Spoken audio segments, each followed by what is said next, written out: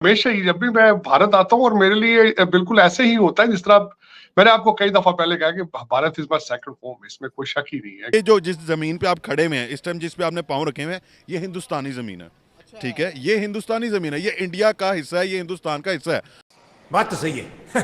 इतना प्यार है और एक कल्चर है, एक है हम दर हकीकत जो जिस तरह भी मर्जी कर ले आप। लेकिन पाकिस्तान के जो अपोजिशन लीडर हैं, इमरान खान साहब अपोजिशन लीडर तो अब नहीं है, लेकिन बड़ी अपोजिशन पार्टी है, उस पार्टी ने IMF को खत लिख दिया है और कहा है कि पाकिस्तान को पैसे ना दें। इस तरह का खत लिख देना, अब अपनी जात, अपने हुसूल इक़्तिदार, यानी अगर आप हैं, उस लगारी साहब वाली बात कि ना मैं खेलूंगा ना मैं खेलने दूंगा, अगर आप इक़्तिदार में हो तो ही सब कुछ बेहतर हो सकता है, अगर आप इक़्तिदार में नहीं है तो आप मुल्क के साथ इस किस्म की जंग लड़ने पर आ जाएंगे। अब मजे की बात देखें, भारत में बैठे हुए लोग हंस रहे होंगे पाकिस्तान के ऊपर कि यार ये कैसा मुल्क है जो अपने ही मुल्क को डिफॉल्ट करना चाहता है।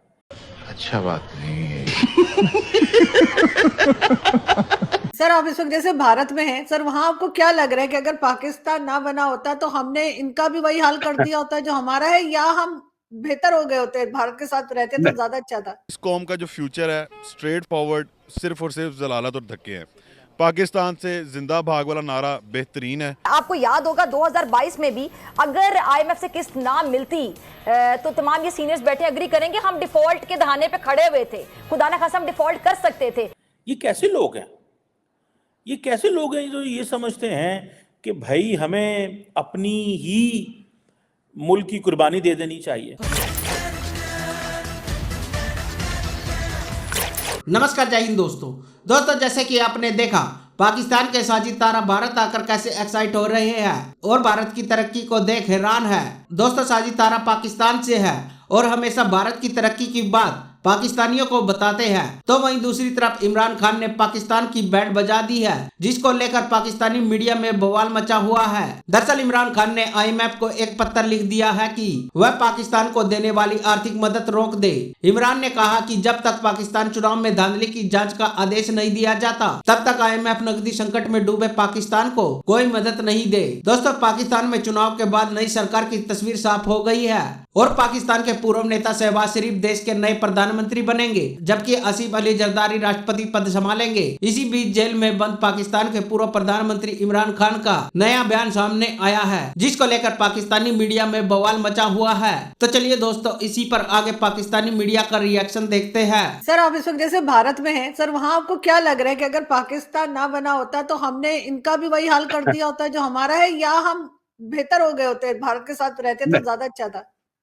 देखिए मेरे ख्याल में दो चीज मेरे ख्याल में बेहतर होते हैं। उसकी वजह यह है दोनों मुमालिक ने डिफेंस के बजट के ऊपर बहुत ज्यादा पैसा जाया किया, बहुत ज्यादा पैसा जाया किया। पाकिस्तान तो अभी भी चले वो तो उसकी जितनी पसली है उस हिसाब से, लेकिन वो जो डिफेंस के ऊपर किया गया, अगर सोचें अगर वो तालीम पे लग रहा होता फिर तो आज यहाँ पे इंडियन इंस्टीट्यूट ऑफ टेक्नोलॉजी इतने हैं, अगर वो पाकिस्तान वाली जगह पे भी 10-15 इंडियन इंस्टीट्यूट ऑफ टेक्नोलॉजी होते तो आप अंदाजा लगाए आप तरक्की में कहाँ होते।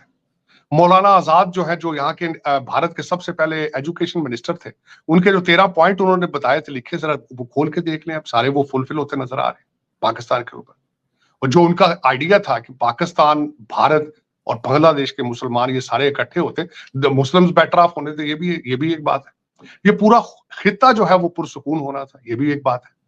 और दूसरा ये है कि मैं बार बार मुझे इस चीज का एहसास होता है कि ये इंटेलेक्ट सारा, बल्कि यहाँ पे कल भी एक डिस्कशन में मैं बैठा था कि यहाँ से कई वेद की किताबें जो जिनके ऊपर इन्होंने रिसर्च की है वेस्टर्न सिविलाइजेशंस ने, और कई जो एजुकेशन है, खासकर जिस तरीके से मैं टेक्सला यूनिवर्सिटी से बड़ा इंस्पायर हूँ, चाणक्य जो सिविलाइजेशन है सारी उनकी, तो वो देखें वो कितना मैकियावेली और दूसरे सबसे बहुत ज्यादा, वो तो डिविंची वगैरह सब बहुत ज्यादा आगे था काम उनका, लेकिन हमने उसको बस निगलेक्ट किया, रिजेक्ट किया। और फॉरेन इन्वेडर्स, चाहे वो गोरा हो चाहे पठान हो, मुगल देखे ना, मैं बल्कि आजकल देख रहा था, मैं जहां बैठा हूं मुझे अपने कमरे से हुमायूं का टोम नजर आता है, उनका जो डोम है वो नजर आता है, मजार उनका, ऐसे ओबराय होटल से। और मैं बल्कि अभी निजामुद्दीन औलिया जा रहा हूँ दरगाह के ऊपर भी दुआ करने के लिए, पाकिस्तान के लिए, आप सब के लिए, भारत के लिए दुआ करने जा रहा हूँ, पूरी दुनिया के लिए दुआ करने जा रहा हूँ کہ خدا پوری دنیا کی مصیبتیں جو ہے آسانیاں پیدا کرے ہر انسان کے لیے، جو بھی ہے، مسلمان ہے، ہندو ہے، سکھ ہے، کرسچن ہے، جو کچھ بھی ہے، سب کے لیے دعا کروں گا جا کے. لیکن اس میں بات یہ ہے کہ آرزو میں مجھے ڈفرنس محسوس نہیں ہو رہا ہے کہ ہم آن اے فورن سوئل اور فورن لینڈ، بالکل کوئی ڈفرنس فیل نہیں ہو رہا ہے. اور میری خواہش ہے کہ میری زندگی کے اندر ہی نارملائزیشن ہو اس خطے کے اندر، سارا خطہ مل کے ترقی کا ایک باعث بنے، امن یہاں ہو، سکون ہو یہاں پہ، اور چیزیں جو ریڈیکل ایلیمنٹس ہیں ان کا اس طرف نہیں جانا چاہیے میرے خیال میں. اگلا دور جو ہے تعلیم کا اور پیار محبت کا دور ہے، میرے خیال میں اس میں کوئی دوسری رائے موجود نہیں. مگر سر ہم سے جو الگ ہو گیا، چاہے وہ بنگلہ دیش ہو یا بھارت، وہ ترقی کر گیا، تو کچھ گڑبڑ تو ہمارے اندر ہی ہوگی نا. اب مزے کی بات دیکھیں، بھارت میں بیٹھے ہوئے لوگ ہنس رہے ہوں گے پاکستان کے اوپر کہ یار یہ کیسا ملک ہے جو اپنے ہی ملک کو ڈیفالٹ کرنا چاہتا ہے. یہ کیسے لوگ ہیں؟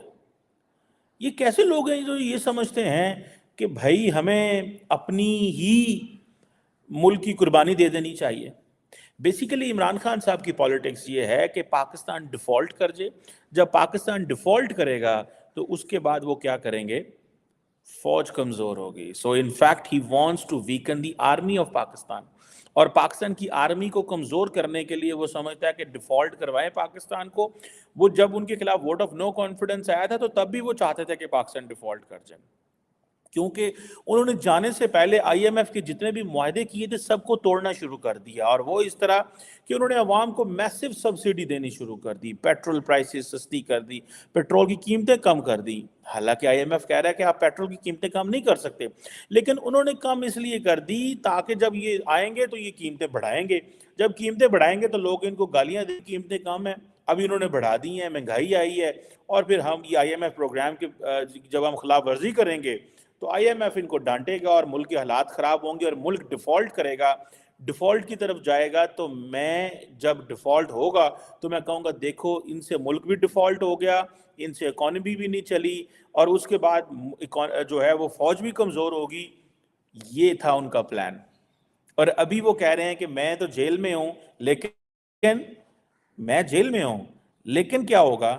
وہ کہہ رہے ہیں کہ مجھے اس چیز سے کوئی غرض نہیں ہے کہ کون حکومت بناتا ہے کون حکومت نہیں بناتا. مجھے اس چیز سے غرض ہے کہ پاکستان ڈیفالٹ کرے. یہ ہے ان کا پلان. بھارت کے اندر راہل گاندھی جو ہیں وہ ایک امپورٹنٹ پارٹی کے اپوزیشن لیڈر ہیں.